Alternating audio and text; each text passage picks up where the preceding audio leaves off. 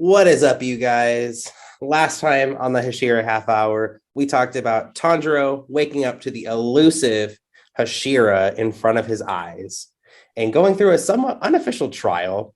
We saw Sanemi be rude as hell to everybody in the room, but we're going to get more into that later on. Of course, it's me, your resident Mitsuri and Gyome stan, Bryan, and I am joined by my lovelies. What's up, everyone? I'm Hannah, and I am still reeling from all the Demon Slayer news that we got. Let's go see a movie. Let's do it. I'm so excited. It's going to be so good. It's going to be so cool to get to see it on the big screen, too. It was really fun last time for Mugen Train, so I'm looking forward to this. But on that note, hi, guys. I'm Emily. I'm also just happy to be here today. It's another nice cloudy day here in Arizona. And we're rapidly approaching the holidays, which is like one of my favorite times of year. It just feels like cozy and warm, and I'm looking forward to spending some time with friends and family. So I'm just feeling good, just feeling like bubbly and good. We're on a good note here in the Hashira Half Hour. We're trying to make this work so we can go see the premiere in LA at the Orpheum Theater. Us and our previous guest, Jenna, we are trying to figure out how we can all cram into my SUV and vroom vroom over there. So if you have any ideas or tips on how to get over there or get tickets faster, send us a DM. But you know what we're here for. We're here to talk about the Hashira meeting upon us. And I'm really excited to talk about this episode. The lens that I decided to choose for this episode is values of the individual characters and how they choose to demonstrate those values with their words and actions. Before we get into the actual episode, though, a little bit about me. If I am rewatching an anime, I don't usually watch the intro. Now, people might come for me for that, but like I like to save time, especially like right now with watching Naruto. I have the same opening for like 60 episodes. Listen, that's 120 minutes that I'm going to save out of my life. But in this episode of Demon Slayer, you do see something different in the intro. We finally see the Hashira that are lit up because we've introduced them. Did you notice that on your first watch through? And also, did you notice that the intro banner had changed to purple and black clouds? I love when these little like Easter eggs get dropped, and you're right, you have to pay attention to them, and you can't click the skip button on Netflix like so many of us do. And to be honest, I don't know that I did see it the first time because I think that I was so eager to see like what was happening that I think that I did skip it, or maybe at the time I had it. I feel like it's a setting even on Netflix where it's like after you watch like the first two or something, it'll just automatically skip for you if it sees that you're watching multiple in a row, which admittedly was me, the first time that it came out. So I don't know that I did, but I was looking at Bryan's outline for this episode and I saw his little note about this. And I was like, wait. Let me go back and watch that. And it is in there. And I love when they just drop those little hints in there. A few shows have done this. And do it really, really well. One that's coming out right now that's kind of doing it is the My Hero intro for this, what is it, season 6 that's coming out right now. They've been changing it up a couple of times. And Really? Yeah, there's a couple things in the intro of My Hero that they're changing, and the outro. Definitely the outro. A couple things are changing as well, like once inciting incidents happen in the show. And I love when things get changed up. So that's like the first example that's coming to my mind right now because I'm also watching that show right now. But it's just so fun when it's like the little Easter eggs of something that you've seen now happen in the action of the show is being hinted at, or like salt rubbed into the wound maybe for like some of the things that have happened. And just like the animators acknowledging that. I really, really like it. Yeah, I'll admit I didn't catch it the first time either. I think it's partially because, and I'm not trying to call him out, but my husband is an opening skipper. Like I have to like beg him to let me watch it once.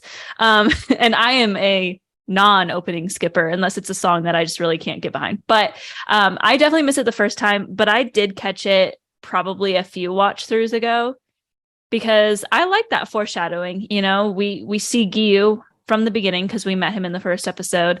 But what I really liked is after we meet Shinobu, we could see her. And then the first time we saw the Hashira, we didn't see Obanai or Sanemi. So everyone but them were lit up. And then once we saw them, it was lit up. And I thought that was just like a really cool way to foreshadow things. Obviously, my experience with anime is a lot shorter than both of you, but I have yet to see an anime do that. I'll have to watch the My Hero opening back and see those changes that Emily's talking about. But and I really like that. I think that most shows don't think to put foreshadowing and those small details into the opening credits. So good for the animators for catching on to that and keeping things secretive for us to know like who these people are. It kind of tells us how important they are probably going to be to the story. So I really like that. Yeah, I think the little details like that really make the story come alive. And I think it kind of adds excitement, especially if you are someone who doesn't like to skip it, right? Like you get something visually new to kind of keep your engagement. And so if you're continually paying attention for those things, right, you're going to continually look for more of those Easter eggs. And I feel like that's what's going to engage you throughout the episode. So it's a really good kind of just piece to talk about. But once we get past the intro, right, we see Sanemi just straight up like, here's my blood, offering it to Nezuko as a temptation. And she's drooling, veins popping and sweating. She's also pissed because she's getting stabbed and Sanemi is just straight up mocking her. Nezuko is enthralled though. And until she sees the forest one more time and she gets her own flashback scene. We love a good flashback, right?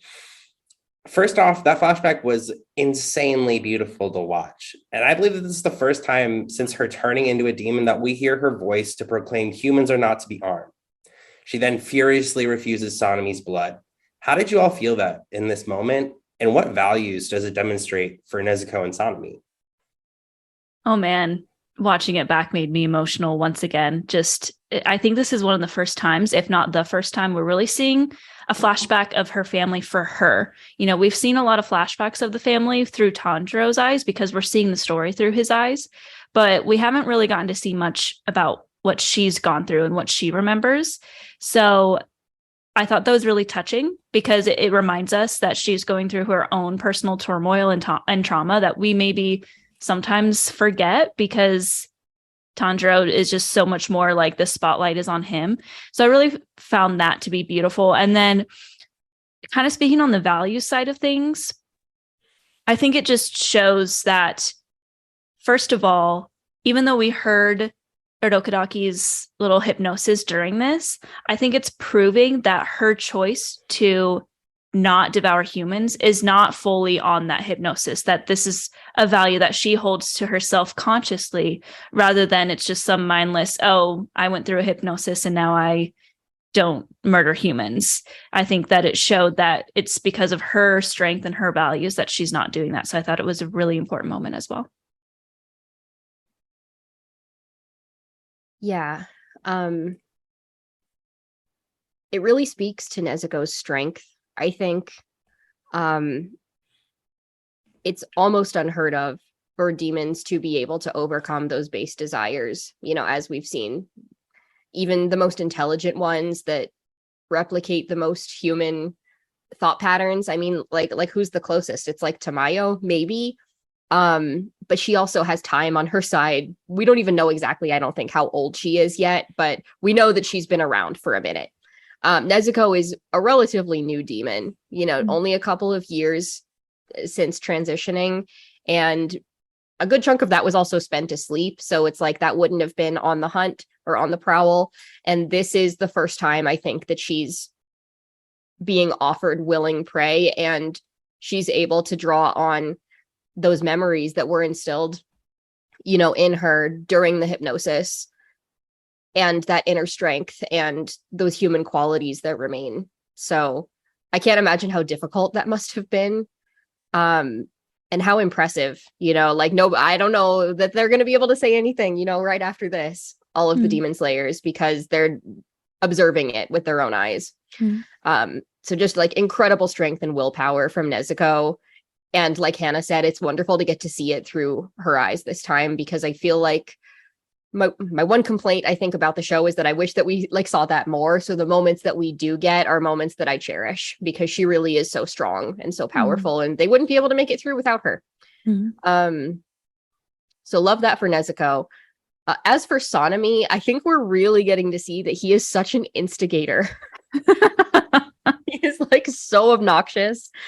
And we love him, but and we'll get to this a little bit later, but it speaks to the hierarchy of siblings in his household, I think.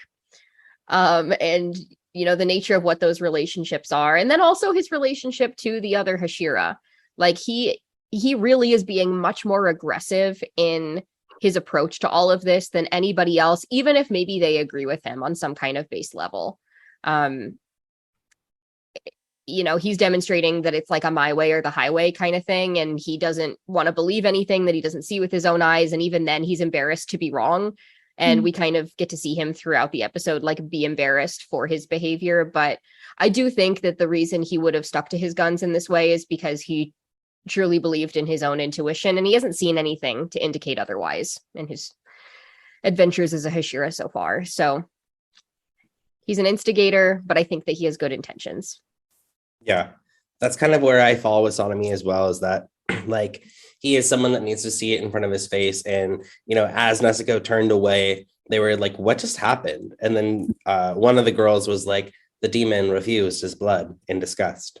And he was like, so be it.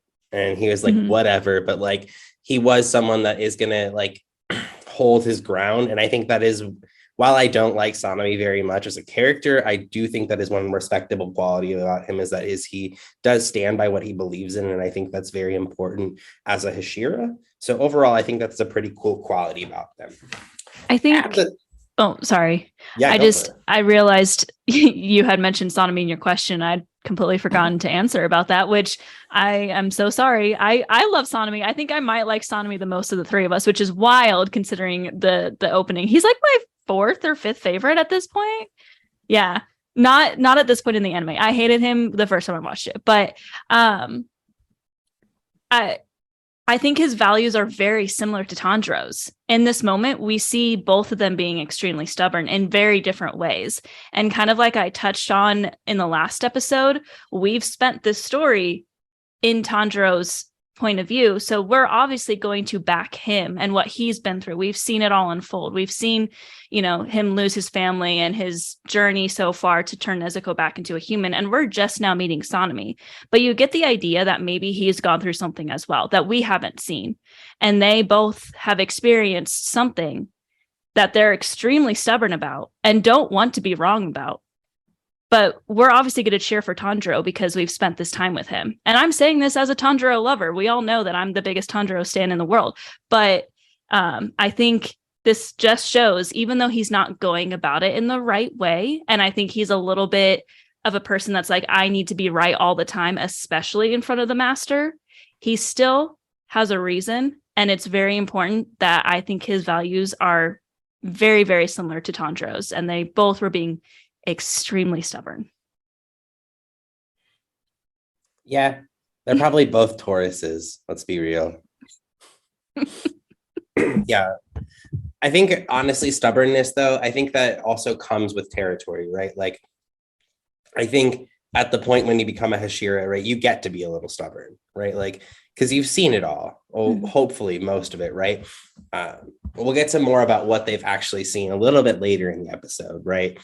But at the same time this is happening, we also have the peanut gallery on the side, right? We have Master Ubuyashiki, we have Tanjiro, and the Hashira watching Sonami try and, tempt Nezuko here. And we start to get a little bit more characterization on how these characters embody their own values in their side conversations. Which character spoke out to you the most in this side commentary? Spoke to me the most? I mean, they all had something very interesting to say.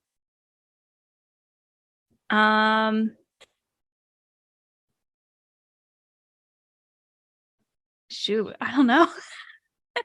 I think it all was very important, but I do want to call out, even though he really wasn't speaking, because it's Giyu Tomioka, but Giyu's quiet defense of Tanjiro during this whole thing, and Shinobu trying to kind of tell Obanai to calm down, be like, hey, you're gonna like kill him. And Tanjiro's just fighting it. That's why he's pushing so hard on his back. But Gyu's just kind of around. He's not saying anything, but he is very clearly just defending Tanjiro with everything that I think he knows how to do. So it's not even that he's speaking. And I think maybe the fact that he wasn't speaking, that's why it's so powerful to me, is because that kind of goes along with his character, but also he's choosing to let things unfold, but he is still showing signs of that protection over the Kamado siblings and, you know, knowing what is to come without spoiling things. Just the beginning of a beautiful friendship between him and the Kamado siblings, I think. I'm still very touched by Gyu's willingness to like throw down for them. Mm-hmm. We've known this, I think, since the first episode, but it's not something that we're reminded of again until, you know, we're almost at the end now of season 1. And it's really nice. I think it's important for him to have something to really believe in that's tangible. Mm. So love the call out to Gyu. I think though, for me, the person that I was most drawn to in this moment is someone that I feel like is really important, and we haven't talked about them that much yet, but I think Master Uba Yoshiki himself. He barely says anything in the entire time that we've seen him so far. He, you know, just kind of quietly stands, and we can't even say that he observes because he's blind, right? Mm-hmm. He has to like have everything that's going on kind of detailed for him by somebody that can see what's going on. So I'm intrigued about how somebody in that physical state can be the head of like the elite and in top physical form Hashira. And so to me, that means that already like his intellect has to be beyond anything that we've seen so far in the show, and like his battle strategies. And I think that there's something amusing about him just kind of taking in this like slapstick nonsense that's going on in front of him. And he's like letting it play out, but he's just like the patient dad of the group. And, you know, he has like a larger plan for them, but he's like, kids will be kids. Let's let them duke it out a little bit. And he seems to have like a good sense of humor about it, I think, given the like the depth and the impact that his decision has, you know, on the future. It is kind of funny and goofy for us to watch, but the truth is it would be unheard of what he's allowing and like the sanctions that he's made for this duo. So it's like funny that he's approaching it with like a light heart, but I also think that his intentions are probably much more serious. Yeah, those are really interesting ones. The one that I kind of spoke out to is when Shinobu had said, Tanjiro, if you use your breathing techniques, your lungs will burst. And Guillaume followed that with a phrase of his that actually stems from Buddhism. It's called, what he says is Namu Amida Butsu. It's a phrase from Buddhism, and it has a couple different interpretations, but it mainly refers to the primal vow that if you were to ascend to Buddhism or to Buddha level of sentience, that you would alleviate suffering from others. And that in this moment, Guillaume is not only trying to alleviate Tanjiro's suffering from being pinned down by one of the other Hashira, but his own weakness. And I think that just ties back to his character. It really speaks out to, even though he's seen probably a lot of war and probably killed a lot of demons, he really just wants to alleviate the suffering of others. And it's very pure for someone who's gone through a lot. So that's kind of really what spoke to me during these like somewhat serious moments for Nezuko's life and really Tanjiro's fate as well. But after the ruckus dies down, Master Ueyoshiki finally declares that both Tanjiro and Nezuko are able to fight for the corpse. Woot woot! Woo! It's a great victory for our duo, and Shinobu offers Tanjiro to come back to the mansion. Not before Tanjiro comes racing back to Ueyoshiki, begging him to let him headbutt Sanemi at least 3 times for how many times Nezuko got stabbed, only to be stopped by Muichiro because he's shooting rocks at him. How does this tell, or what does this tell you about Muichiro, and how does it kind of contradict what we've seen from Muichiro so far? And because he seems like he could forget his own birthday, let's be real. Oh, I mean, this is like a really funny reaction from Tanjiro. This was again like a very goofy, silly moment. And Tanjiro is usually pretty good at reading the room. Not in this moment. And like we've talked about before, I feel like he loses his cool so quickly when it's anything that has to do with Nezuko, which is like very charming and sweet. But he did not read the room here because it was like, okay, we are granting you sanctions and permission, and you may officially fight alongside your sister in the Demon Slayer Corps. Now go recover, and we have to have our important big kid meeting. And he's like, oh, okay. Hey, wait a minute. Actually, I still have something to say. And it's like inappropriate. It's like a good example of like, all right, just let it go, just be quiet and just leave, and like Nezuko's gonna be fine. But he's like, he cannot let it go when it comes to his sister. What? He's so stubborn.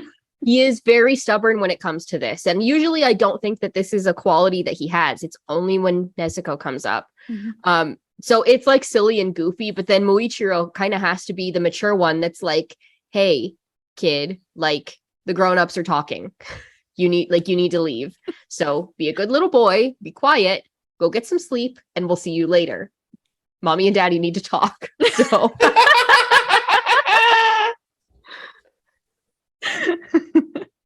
and it's so fun. And Moichiro hasn't really talked about anything yet. He's been kind of like zoned out most of this time talking about the clouds and stuff. So I think it's really funny that he used a little bit of his wind breathing to like escalate this little rock and like just like not knock him out or like hurt him necessarily, but just like, hey, like cut it out, like just like a flick of the forehead, like come on, time and place, buddy. Oh yeah, I was laughing that whole time. I keep saying this, but Tanjiro does not, sometimes he does, but most of the time he doesn't understand social cues, so he doesn't like know how to act in these kinds of situations. I don't think it's the perfect depiction. I was thinking about this the other day. Nezuko and Tanjiro are like the perfect depiction of sheltered homeschooled kids. I think that's why I like him so much, because like you think about it, and they were like living in the mountains, only went to the town when needed. Their friends were their siblings. I'm like, that was my life growing up. I didn't live in the mountains, but I think that's why I like them so much, because sheltered homeschool kid here. But as far as Moichiro goes, I found that very interesting because I kind of forgot he existed for a lot of the meeting. Like everyone had such loud voices. Even like Shinobu was loud in her way of like trying to take the medical side of things. You had Tengen, who was talking about being flamboyant the whole time. You had Rengoku yelling at everyone at all periods of time. You had Obanai and Sanemi just being total jackasses. Like everyone had these. Mitsuri was narrating the entire thing. What was Moichiro doing?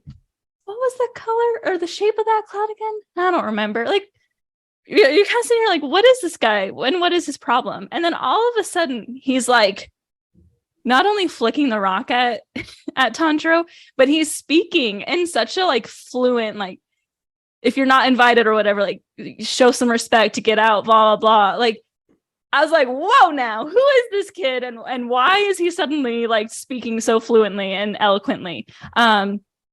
Which I think just shows that each one of these characters is going to go through a really good arc, and we're already seeing development just in the 2 episodes that we've met most of these, so it makes it really exciting to see what's to come. Yeah, I think really I was very taken aback. I mean, I think to a certain extent we all have a little bit of Muichiro in us, right? Like there are moments where we all zone out and we all ask ourselves the question, what shape was that cloud? I mean, that's been me many a times in my life where I then all of a sudden am like dialed back in and I'm like, hey. But I think it's kind of interesting to see, you know, maybe a little bit of vulnerability too of these Hashira, and also reminding us that while they are the, you know, elite of the Demon Slayer Corps, they still are fallible. And I think that's kind of an interesting thing to see right out the gate too, is that they also have their own individual issues. So it's a really interesting thing to think about. But once we get back to the Shinobu Mansion, we learn that our intuition from the mountain and the other demon slayer who dons a butterfly outfit, Kanao, is there. And not only that, but Tanjiro learns for the first time what a Suguko is. How did you feel when you learned about this? And how do you think Tanjiro felt in this moment, knowing that people getting personal training from Hashira? How do you feel this demonstrates Shinobu's values of her style and carrying them on to the next generation? And how does Tanjiro value the possible envy of what Kanao has? That was a loaded question, Brian. My I goodness. I try and make like multiple sections so that like you don't have to answer it, but you can if you want to, or like takes a conversation. I don't know. I think that Tanjiro was on information overload at this point, and he just wants to go to bed. Like, the look on his face that entire time was very just like wide-eyed, and I don't think most things computed. I think that he was interested in the fact that, you know, a Suguko is someone who is a Hashira's like specific trainee, but he did not seem as interested in it as one would think Tanjiro would be. But I think that just is because how much information did he just get in the past few hours after being unconscious for, we don't know how long he was unconscious for, probably a few hours. So I think that he was surprised to know that people are getting that personal training, but also I just don't think it fully computed in his brain yet. But I do think it's telling of Shinobu. We get the feeling so far that she is very caring. Like, yes, was she like the first one to be like, I need to kill Nezuko? Yes, but once they got to the mansion and all the other Hashira were around, she was actually pretty tame, and she was just trying to make sure that Tanjiro didn't die from exploding his veins and that he got some painkiller. And I think we get this idea that she's very protective and she's very motherly, possibly, and that, you know, again, kind of like what I said, Moichiro, she is yet another character that we're just getting introduced to, that we are already seeing changes in who she is. We're seeing less of the fighter side and more of the caring side, more of the almost like a doctor type thing. And I think that's really, really interesting.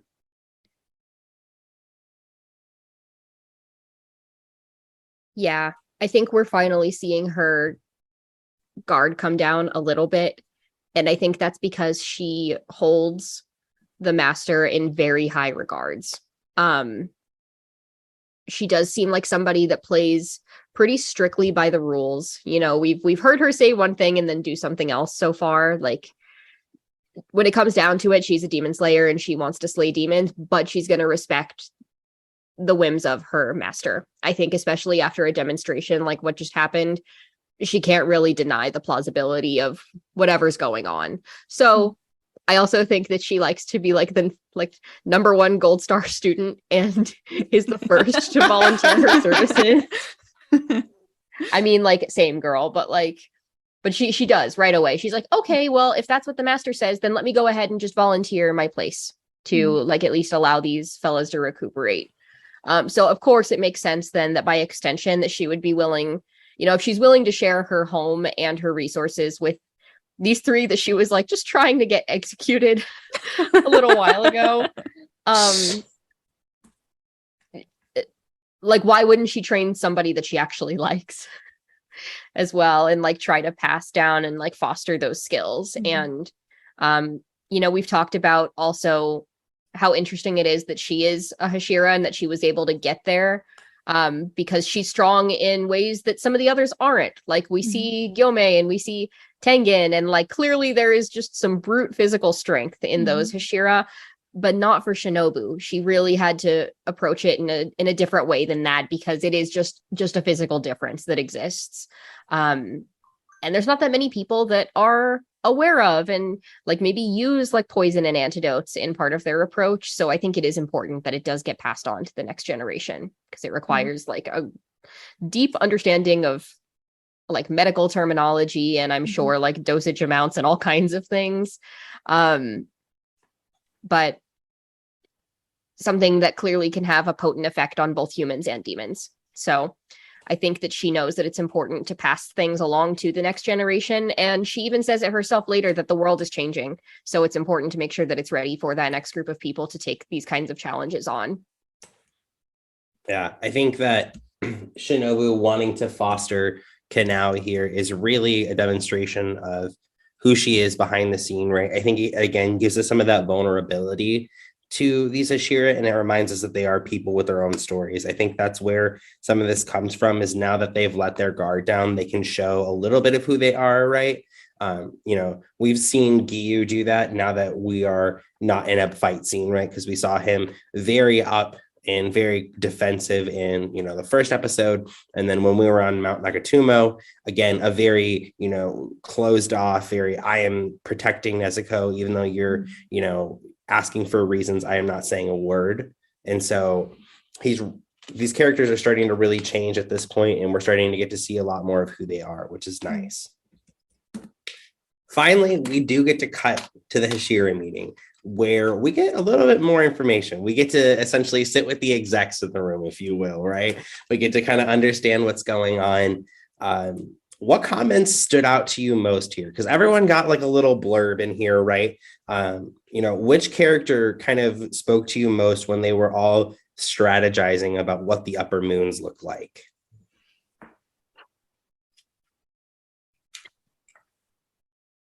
Do you want me to go the honest route that I was literally thinking when I was watching the episode, or say something eloquent? Because my brain went not the direction I don't think you're wanting.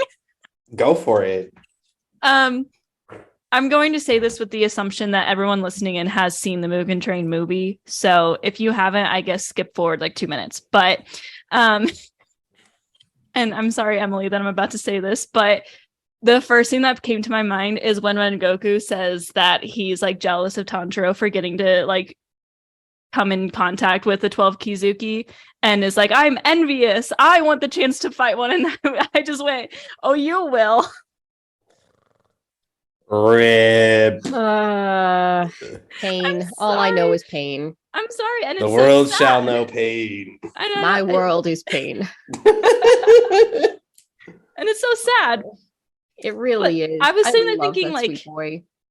Yeah, I was sitting there thinking, like, maybe you shouldn't want to meet a 12 Kizuki as much as you do. Like, you get the idea that, like, I don't think pretty much any of the Hashira have really met. We know they haven't met any of the upper moons. And they've barely met 12. Well, I think most of them have killed one of the lower moons in order to be a Hashira. But you get the feeling that they're, like, envious and they really want to meet an upper moon. And sometimes it's kind of like, all right, I get that you want to slay all the demons, but maybe take a step back and with my future knowledge of what's going to happen, relax a little bit. That was the first thing that popped in my head. Their values are they're very blinded by like their hate for demons, and they just want to eradicate them, which like we agree with. We want the demons to be eradicated. But I think at some point someone needs to have a chat with these Hashiras and maybe say, you know what, like you're probably going to run into an upper moon, but maybe like take back your passion to see one. Like that's practically like being passionate about dying. Like let's relax a little bit. Yeah. Oh, we know I love my sweet boy, but I'm not going to lie. Most of the time, and part of the reason I love him is because there's not a single thought in that head. Not one. Just like, oh yeah, that sounds fun. Great. Sure, bring him on. Why not? He is our golden retriever. 100%. Obviously I was drawn to Rengoku's character too. I just think he's so funny. But something fun about watching this again, after, seeing everything that is currently out that's been animated. It's fun to get another look at Tengen now too. He stood out a little bit more to me, I think, than he did the first couple of times. And it's fun to hear him talking about Tanjiro too. And he is like the first one to instigate a joke back at Sanemi and be like, well, he did hit you though, so maybe this kid is going to be a good demon slayer. because he made you look like an idiot.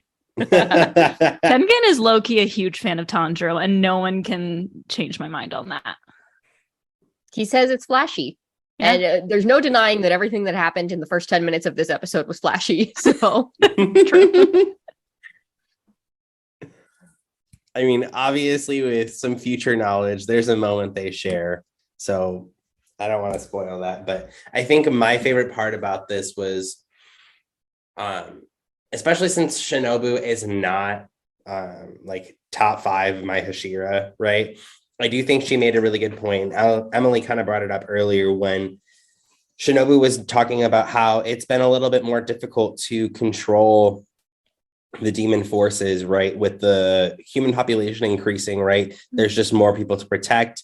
The world is changing around them, right? Now, when we've seen Tanjiro go through a big city, right? We're seeing cars maybe for the first time introduced in the Taisho era, right?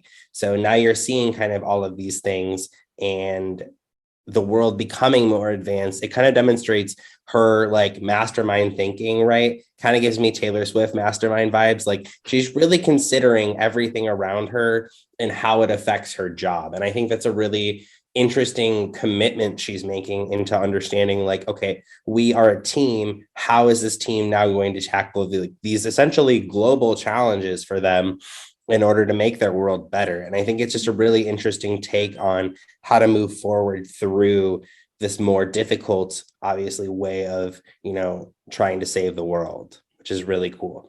And we also get to see Tanjiro's heart grow even larger and shine even brighter when he expresses his gratefulness for Inosuke and Zenitsu still being alive after Mount Nakatsumo, and even more so when he thanks Nezuko for protecting him.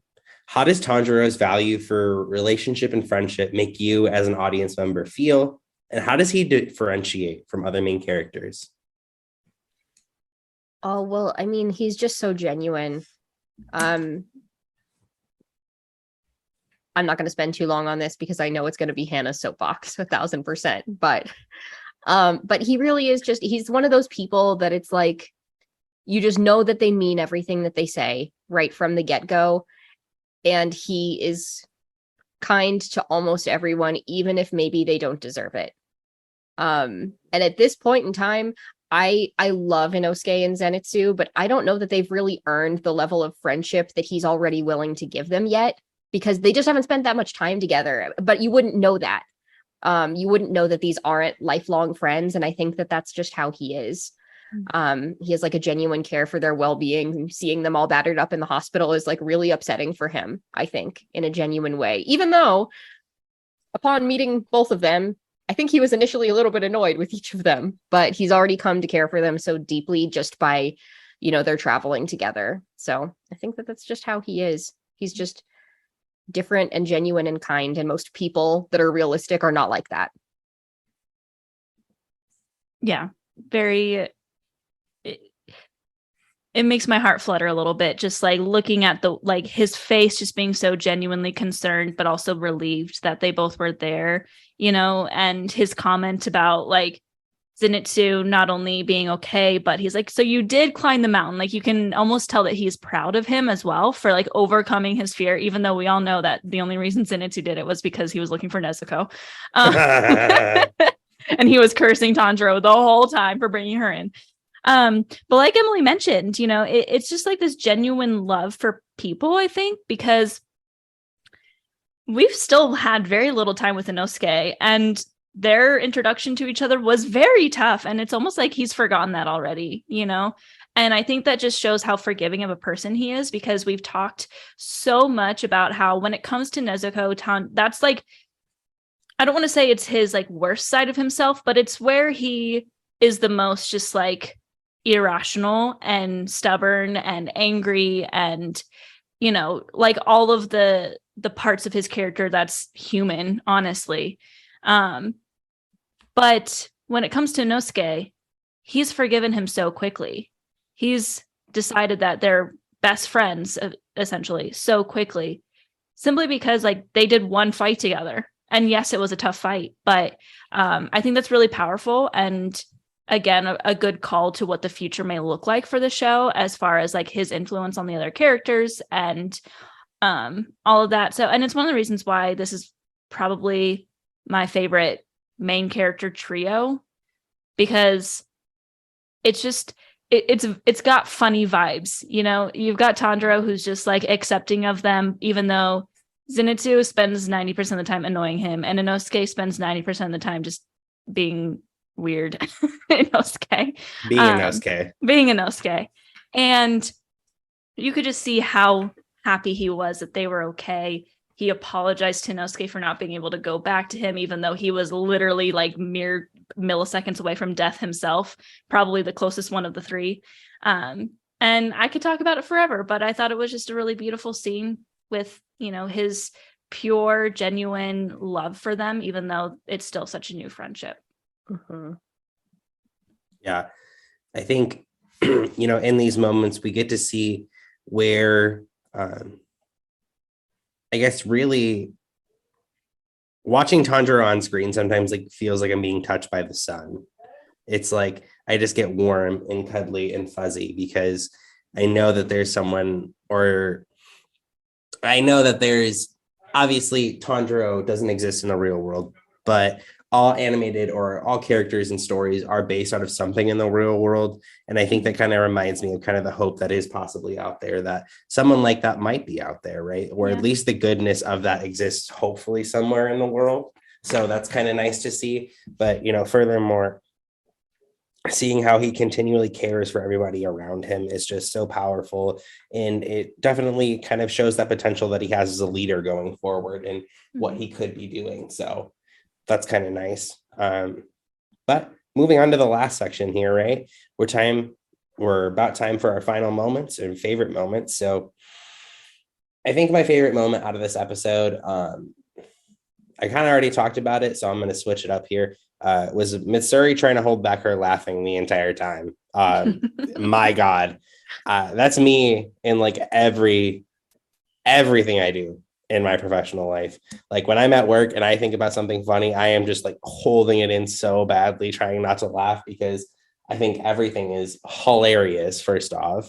And if you've ever sat in a room with me, so, you know, someday you might, I'm going to laugh at anything and everything, because, you know, to laugh at yourself is to love yourself. So thanks, Mickey. It's a quote from Mickey Brian. Mouse. Oh, I mean, but there is so much that's so funny and so goofy in this episode, and there are serious things sprinkled throughout, and I feel like we've touched on those nicely. So I'll talk about something we haven't talked about yet either.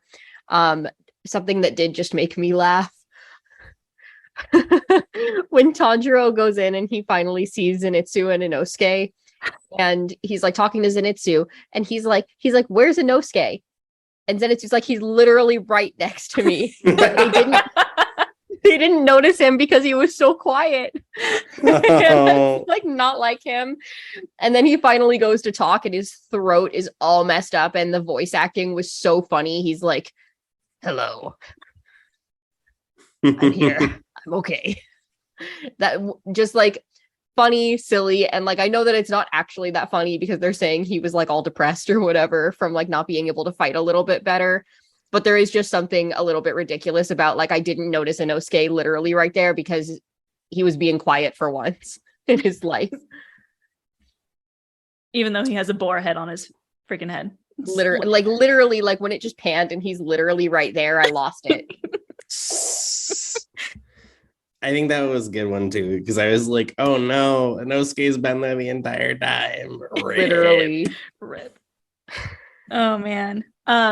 Yeah, I thought the episode, when I finished, I was like, that was such a sweet episode. It has you know, like many of the episodes, very, very comedic, but also like sweet moments and sad moments, you know, all the stuff. But I really had to try and narrow it down because there were 3 moments that I really loved.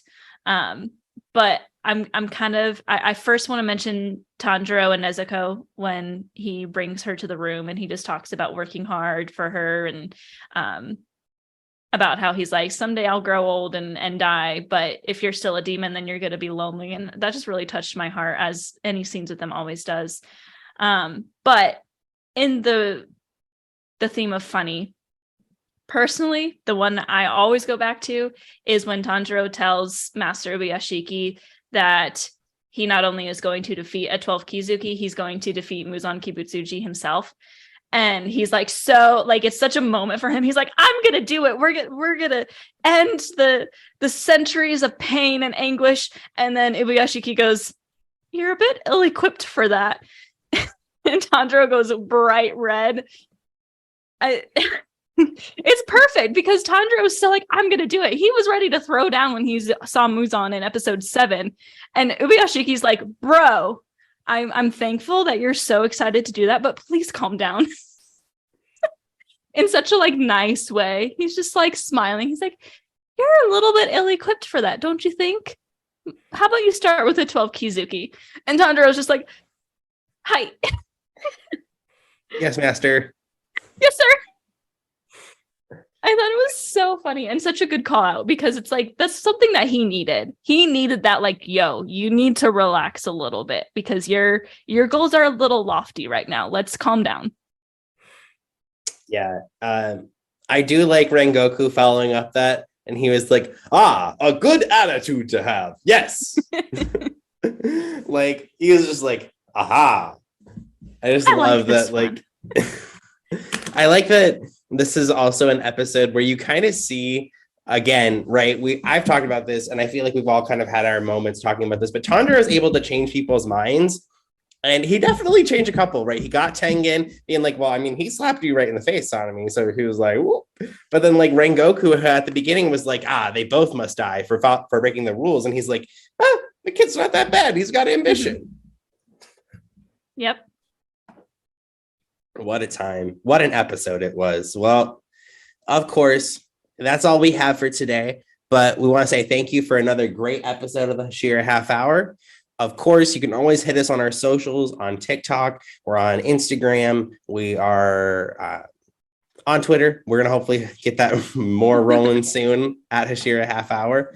But of course, we hope you guys have a great day. And we, of course, will see you next week. Umai. Umai.